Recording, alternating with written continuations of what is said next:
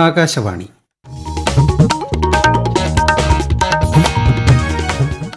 നമസ്കാരം. പ്രാദേശിക വാർത്തകൾ വായിക്കുന്നത് രഞ്ജിത്ത്.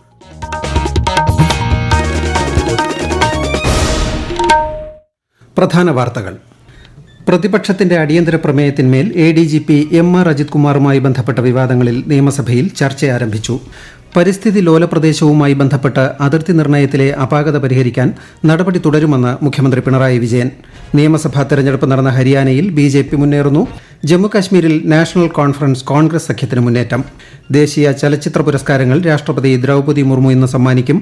ദാദാസാഹിബ് ഫാൽക്കെ പുരസ്കാരം വിഖ്യാത നടൻ മിഥുൻ ചക്രവർത്തിക്ക്. ക്ഷയരോഗികൾക്കും കുടുംബാംഗങ്ങൾക്കും പോഷകാഹാരം ഉറപ്പാക്കുന്നതിനുള്ള സുപ്രധാന പദ്ധതികളുമായി കേന്ദ്ര ആരോഗ്യ മന്ത്രാലയം. കഴിവുറ്റതും സുശക്തവും സ്വയം പര്യാപ്തവും എന്ന പ്രമേയവുമായി ഇന്ന് വ്യോമസേനാ ദിനം. രാജ്യരക്ഷയ്ക്ക് ഇന്ത്യൻ വ്യോമസേന വഹിക്കുന്ന പങ്ക് നിസ്തുലമെന്ന് പ്രധാനമന്ത്രി നരേന്ദ്രമോദി. വാർത്തകൾ വിശദമായി. ADGP MR അജിത് കുമാറുമായി ബന്ധപ്പെട്ട വിവാദങ്ങൾ സഭ നിർത്തിവെച്ച് ചർച്ച ചെയ്യാൻ സ്പീക്കർ അനുമതി നൽകി. പ്രതിപക്ഷത്തിന്റെ അടിയന്തര പ്രമേയത്തിന്മേൽ അവതരണാനുമതി നൽകുകയായിരുന്നു. ഉച്ചയ്ക്ക് 12 മണിക്ക് ആരംഭിച്ച ചർച്ച തുടരുകയാണ്. 2 മണിക്കൂറാണ് ചർച്ച. ഇന്നലെ നടന്ന രീതിയിലുള്ള പ്രതിഷേധങ്ങൾ സഭയിൽ ഒഴിവാക്കണമെന്ന് മുഖ്യമന്ത്രി പിണറായി വിജയൻ അഭ്യർത്ഥിച്ചിരുന്നു. പരിസ്ഥിതി ലോല പ്രദേശവുമായി ബന്ധപ്പെട്ട് അതിർത്തി നിർണയത്തിലെ അപാകത പരിഹരിക്കാൻ നടപടി തുടരുമെന്ന് മുഖ്യമന്ത്രി പിണറായി വിജയൻ. നിയമസഭയിൽ സണ്ണി ജോസഫിന്റെ ശ്രദ്ധ ക്ഷണിക്കലിന് മറുപടിയായാണ് അദ്ദേഹം ഇക്കാര്യം പറഞ്ഞത്. സാങ്കേതിക സഹായത്തോടെ വിവിധ വകുപ്പുകളെ ഏകോപിപ്പിച്ചും ജനാഭിപ്രായം കണക്കിലെടുത്തും ശാസ്ത്രീയ പഠനത്തിന്റെ അടിസ്ഥാനത്തിലുമാണ് വിസ്തൃതി നിർണയിച്ചത്. കേന്ദ്ര മന്ത്രാലയം ഇതിന് അംഗീകാരം നൽകുമെന്നാണ് സംസ്ഥാന സർക്കാർ കരുതുന്നതെന്നും ഇതിനുള്ള ശ്രമങ്ങൾ ശക്തമായി തുടരുമെന്നും മുഖ്യമന്ത്രി പറഞ്ഞു. വയനാട് ഉരുൾപൊട്ടൽ ബാധിത പ്രദേശങ്ങളിൽ നടത്തിയ രക്ഷാ ദുരിതാശ്വാസ പ്രവർത്തനങ്ങൾ രാജ്യത്തിന് തന്നെ മാതൃകയാണെന്ന് റവന്യൂ മന്ത്രി K. രാജൻ നിയമസഭയിൽ പറഞ്ഞു. ദുരന്തബാധിത പ്രദേശങ്ങളെ പൂർവ്വസ്ഥിതിയിലാക്കുന്നതിനും സമഗ്ര പുനരധിവാസത്തിനുമാണ് സർക്കാർ ഊന്നൽ നൽകുന്നതെന്നും മന്ത്രി അറിയിച്ചു. സംസ്ഥാനത്ത് റോബോട്ടിക്സ്, നിർമ്മിത ബുദ്ധി തുടങ്ങിയ മേഖലകൾ കേന്ദ്രീകരിച്ച് കൂടുതൽ നിക്ഷേപം ആകർഷിക്കാനാണ് സർക്കാർ ശ്രമിക്കുന്നതെന്ന് മന്ത്രി P. രാജീവ്. വ്യവസായ വകുപ്പിനൊപ്പം മറ്റു വകുപ്പുകളുടെ സഹകരണം കൂടി ഉൾപ്പെടുത്തി സർക്കാർ മുന്നോട്ടു പോകുകയാണെന്നും നിയമസഭയിൽ അദ്ദേഹം പറഞ്ഞു. സംരംഭക സമൂഹത്തിലുള്ള ആത്മവിശ്വാസത്തിന്റെ പ്രതിബന്ധമാണ് ഉപയോഗപ്പെടുത്തി എല്ലാ മേഖലകളിലേക്കും കൂടുതൽ നിക്ഷേപം ആകർഷിക്കുന്നതിനാണ് സർക്കാർ ശ്രമിക്കുന്നത്. പുതുതായി അംഗീകരിച്ചിട്ടുള്ള വ്യവസായ നയത്തിന്റെ 22 പ്രയോറിറ്റി ഏരിയകളിൽ AI, റോബോട്ടിക്സ് ഇങ്ങനെയുള്ള എമർജിംഗ് ടെക്നോളജിക്ക് പ്രത്യേകമായ പ്രാധാന്യം നൽകുന്നുണ്ട്. കേരളത്തിൽ നല്ല സാധ്യതയുള്ള ഒന്നായിട്ടാണ് റോബോട്ടിക്സ് കാണുന്നത്. തൃശ്ശൂർ റോബോട്ടിക്സ് പാർക്ക് ആരംഭിക്കാനായിട്ട് ഇപ്പോൾ ആലോചിച്ചിട്ടുണ്ട്. റോബോട്ടിക്സിന്റെ റൗണ്ട് ടേബിൾ കൊച്ചിയിൽ നടത്തുകയുണ്ടായി. വളരെ മികച്ച പ്രതികരണമാണ് ഉണ്ടായിട്ടുള്ളത്. ഇതിന്റെ അടിസ്ഥാനത്തിൽ ഈ മേഖല കേന്ദ്രീകരിച്ച് കൂടുതൽ നിക്ഷേപം ആകർഷിക്കാനും കൂടുതൽ തൊഴിലവസരം സൃഷ്ടിക്കാനുമായി സർക്കാർ ശ്രമിക്കുന്നതാണ്. സ്വർണ്ണ വിൽപ്പനയിലെ നികുതി ചോർച്ച തടയാൻ ഫലപ്രദമായ നടപടികൾ സ്വീകരിച്ചു വരുന്നതായി മന്ത്രി MP. രാജേഷ്. കഴിഞ്ഞ 6 മാസത്തിനിടെ 488 കോടിയുടെ GST തട്ടിപ്പാണ് കണ്ടെത്തിയത്. 305 കോടി രൂപ തിരിച്ചടപ്പിക്കാൻ സാധിച്ചതായും മന്ത്രി നിയമസഭയിൽ ചോദ്യോത്തരവേളയിൽ പറഞ്ഞു. നിയമസഭാ തെരഞ്ഞെടുപ്പ് നടന്ന ഹരിയാനയിൽ BJP അധികാരത്തിലേക്ക്. ജമ്മുകാശ്മീരിൽ നാഷണൽ കോൺഫറൻസ് കോൺഗ്രസ് സഖ്യത്തിനാണ് മുന്നേറ്റം. ഹരിയാന നിയമസഭാ തെരഞ്ഞെടുപ്പിന്റെ ഫലം പ്രഖ്യാപിച്ച ഒരു സീറ്റ് BJP നേടി. ആകെയുള്ള 90 മണ്ഡലങ്ങളിൽ BJP 49 സീറ്റുകളിലും കോൺഗ്രസ് 34ലും മുന്നേറ്റം തുടരുന്നു. ജമ്മുകാശ്മീരിൽ 4 നിയമസഭാ മണ്ഡലങ്ങളിലെ ഫലം പ്രഖ്യാപിച്ചപ്പോൾ BJPക്ക് 2 മണ്ഡലങ്ങളിൽ ജയം. 2ഇടത്ത് നാഷണൽ കോൺഫറൻസ് വിജയിച്ചു. തിരഞ്ഞെടുപ്പ് നടന്ന 90 മണ്ഡലങ്ങളിൽ നാഷണൽ കോൺഫറൻസ് 43ലും BJP 28 സീറ്റുകളിലും മുന്നേറ്റം തുടരുന്നു. 8 മണ്ഡലങ്ങളിൽ കോൺഗ്രസ് മുന്നേറുന്നു. നാഷണൽ കോൺഫറൻസ് നേതാവ് ഒമർ അബ്ദുള്ള മുന്നിലാണ്. കുൽഗാമിൽ CPM സ്ഥാനാർത്ഥി മുഹമ്മദ് യൂസഫ് തരിഗാമി ലീഡ് നേടി. PDP നേതാവും മെഹബൂബ മുഫ്തിയുടെ മകളുമായ ഇൽത്തിജ മുഫ്തി പിന്നിലാണ്. ഹരിയാനയിൽ നിലവിലെ മുഖ്യമന്ത്രിയും BJP സ്ഥാനാർത്ഥിയുമായ നായബ് സിംഗ് സൈനി ലീഡ് ചെയ്യുന്നു.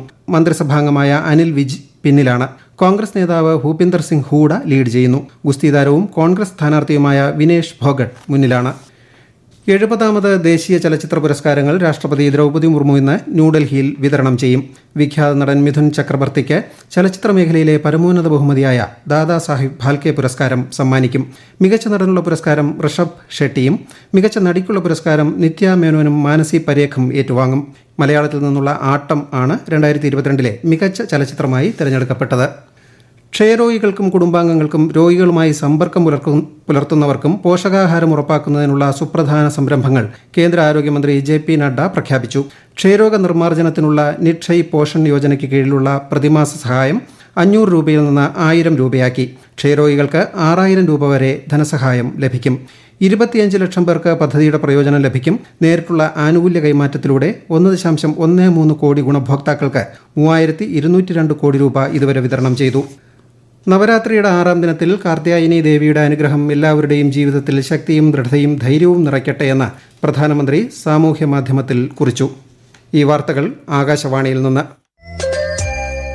ആകാശവാണി വാർത്തകളും വാർത്താ അധിഷ്ഠിത പരിപാടികളും All India Radio News Thiruvananthapuram YouTube ചാനലിലും All India Radio News Thiruvananthapuram Facebook പേജിലും AR News_ തിരുവനന്തപുരം ഇൻസ്റ്റഗ്രാം അക്കൌണ്ടിലും AR News_TVM X ഹാൻഡിലും ലഭ്യമാണ്. ഇന്ന് വ്യോമസേനാ ദിനം. കഴിവുറ്റതും സുശക്തവും സ്വയം പര്യാപ്തവും എന്നതാണ് ഇത്തവണത്തെ ദിനാചരണ പ്രമേയം. ഇന്ത്യൻ വ്യോമസേനയുടെ നേതൃത്വത്തിലുള്ള മെഗാ വായുവീർ വിജേത കാർ റാലിക്ക് ലഡാക്കിലെ തോയ്സിൽ ഇന്ന് തുടക്കമാകും. സേനയുടെ 92ാം വാർഷികത്തോടനുബന്ധിച്ചാണ് 7000 കിലോമീറ്റർ ദൈർഘ്യമുള്ള കാർ റാലി സംഘടിപ്പിച്ചത്. വ്യോമസേനാ ദിനത്തോടനുബന്ധിച്ച് ഇന്ത്യൻ വ്യോമസേനയ്ക്ക് പ്രധാനമന്ത്രി നരേന്ദ്രമോദി ആശംസകൾ നേർന്നു. വ്യോമസേനയുടെ ധൈര്യവും പ്രവർത്തന മികവും പ്രശംസനീയമാണ്. രാജ്യത്തെ സംരക്ഷിക്കുന്നതിൽ വ്യോമസേന നിസ്തുലമായ പങ്കാണ് വഹിക്കുന്നതെന്നും സാമൂഹിക മാധ്യമ പോസ്റ്റിൽ പ്രധാനമന്ത്രി പറഞ്ഞു.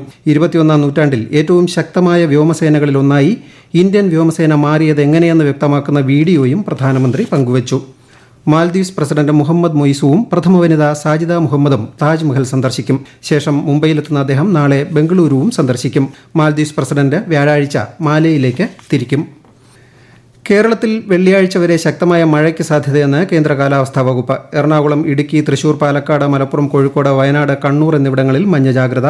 കേരള, ലക്ഷദ്വീപ് തീരങ്ങളിൽ വെള്ളിയാഴ്ച വരെ മത്സ്യബന്ധനത്തിന് വിലക്ക്. ശീതകാല പച്ചക്കറികളുടെ വിളനിലമായ വട്ടവടയിൽ മഴക്കുറവ് കർഷകർക്ക് തിരിച്ചടിയാകുന്നു. കഴിഞ്ഞ 1.5 മാസക്കാലത്തോളമായി വട്ടവടയിൽ കാര്യമായ മഴ ലഭിച്ചിട്ടില്ല. ഇനിയും മഴ ലഭിക്കാത്ത സ്ഥിതിയുണ്ടായാൽ വട്ടവടയിലെ കാർഷിക മേഖലയാകെ താളം തെറ്റുമെന്ന് കർഷകർ പറയുന്നു. കൂടുതൽ വിവരങ്ങളുമായി ആകാശവാണി ഇടുക്കി ജില്ലാ പ്രതിനിധി രതീഷ് കൃഷ്ണ. മഴയുടെ ലഭ്യത കുറവോ കൂടുതലോ ആയാൽ ശീതകാല പച്ചക്കറികളുടെ വിളനിലമായ വട്ടവടയിൽ കാർഷിക വൃത്തിയാകെ താളം തെറ്റും. കഴിഞ്ഞ കുറേ ദിവസങ്ങളായി വട്ടവട മേഖലയിൽ ഉണ്ടായിട്ടുള്ള മഴയുടെ ലഭ്യതക്കുറവാണിപ്പോൾ കർഷകരെ പ്രതിസന്ധിയിലാക്കിയിട്ടുള്ളത്. അടുത്ത വിനോദസഞ്ചാര സീസണിലേക്കായി കർഷകർ സ്ട്രോബെറി അടക്കം കൃഷിയിറക്കുന്ന സമയമാണിത്. പക്ഷേ കഴിഞ്ഞ 1.5 മാസക്കാലത്തോളമായി വട്ടവടയിൽ കാര്യമായി മഴ ലഭിച്ചിട്ടില്ല. ഇനിയും മഴ ലഭിക്കാത്ത സ്ഥിതിയുണ്ടായാൽ വട്ടവടയിലെ കാർഷിക മേഖലയാകെ താളം തെറ്റുമെന്ന് കർഷകർ പറയുന്നു. തുലാവർഷം ശക്തമാകുന്നതോടെ വട്ടവടയിലും മഴ ലഭിക്കുമെന്ന പ്രതീക്ഷയിലാണ് കർഷകരുള്ളത്. ICC വനിതാ T20 ലോകകപ്പിൽ ഓസ്ട്രേലിയ ഇന്ന് ന്യൂസിലാൻഡിനെ നേരിടും. ഇന്ത്യൻ സമയം വൈകുന്നേരം 7:30 ഷാർജയിലാണ് മത്സരം. ഇന്നലെ നടന്ന മത്സരത്തിൽ ഇംഗ്ലണ്ട് 7 വിക്കറ്റിന് ദക്ഷിണാഫ്രിക്കയെ പരാജയപ്പെടുത്തി. രാജ്യത്തെ ഓഹരി വിപണികളിൽ നേട്ടം. ബോംബെ ഓഹരി സൂചിക സെൻസെക്സ് 426 പോയിന്റ് ഉയർന്ന് 81,476ലും ദേശീയ ഓഹരി സൂചിക നിഫ്റ്റി 146 പോയിന്റ് ഉയർന്ന് 24,942ലും വ്യാപാരം തുടരുന്നു. സ്വർണ്ണവിലയിൽ മാറ്റമില്ല. ഗ്രാമിന് 7,100 രൂപയും പവന് 56,800 രൂപയുമാണ് ഇന്നത്തെ വില.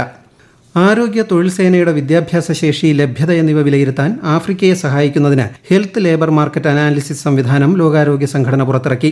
ലേബർ മാർക്കറ്റ് വിശകലനവും ആസൂത്രണവും സംയോജിപ്പിക്കുന്നതിനാണ് സംവിധാനം രൂപകൽപ്പന ചെയ്തിരിക്കുന്നത്. ഇതിനായുള്ള നിർദ്ദേശപത്രിക 2021 പുറത്തിറക്കുകയും 25 ആഫ്രിക്കൻ രാജ്യങ്ങളിൽ നിന്നുള്ള 75 വിദഗ്ധരെ പരിശീലിപ്പിക്കുകയും ചെയ്തു. 1961 ആദായ നികുതി നിയമത്തിന്റെ സമഗ്ര അവലോകനത്തിനായി കേന്ദ്ര പ്രത്യക്ഷ നികുതി ബോർഡ് ആഭ്യന്തര സമിതിക്ക് രൂപം നൽകി. നിയമത്തെ സംക്ഷിപ്തവും വ്യക്തവും ലളിതവുമാക്കുന്നതിനുള്ള മാർഗങ്ങൾ ആരായാനാണ് സമിതി രൂപീകരിച്ചത്. തർക്കങ്ങളും വ്യവഹാരങ്ങളും കുറയ്ക്കുന്നതിനായി നികുതിദായകരിൽ നിന്ന് നിർദ്ദേശങ്ങളും ക്ഷണിച്ചു. റേഷൻ മസ്റ്ററിംഗ് നടത്താനായി സർക്കാർ നിശ്ചയിച്ച സമയപരിധി ഇന്ന് അവസാനിക്കും. മുഴുവൻ മുൻഗണനാ കാർഡ് അംഗങ്ങളും റേഷൻ കടകളിലെത്തി മസ്റ്ററിംഗ് പൂർത്തിയാക്കണമെന്ന് സംസ്ഥാന സർക്കാർ അറിയിച്ചു. ഇടുക്കി ജില്ലാ മെഡിക്കൽ ഓഫീസർ ഡോക്ടർ മനോജിനെതിരായ ആരോപണങ്ങളിന്മേൽ 15 ദിവസത്തിനുള്ളിൽ റിപ്പോർട്ട് സമർപ്പിക്കാൻ ആരോഗ്യവകുപ്പ് ഡയറക്ടർക്ക് സർക്കാർ നിർദ്ദേശം നൽകി. പ്രധാന വാർത്തകൾ വീണ്ടും. പ്രതിപക്ഷത്തിന്റെ അടിയന്തര പ്രമേയത്തിന്മേൽ ADGP MR അജിത് കുമാറുമായി ബന്ധപ്പെട്ട വിവാദങ്ങളിൽ നിയമസഭയിൽ ചർച്ച ആരംഭിച്ചു. പരിസ്ഥിതി ലോല പ്രദേശവുമായി ബന്ധപ്പെട്ട് അതിർത്തി നിർണയത്തിലെ അപാകത പരിഹരിക്കാൻ നടപടി തുടരുമെന്ന് മുഖ്യമന്ത്രി പിണറായി വിജയൻ.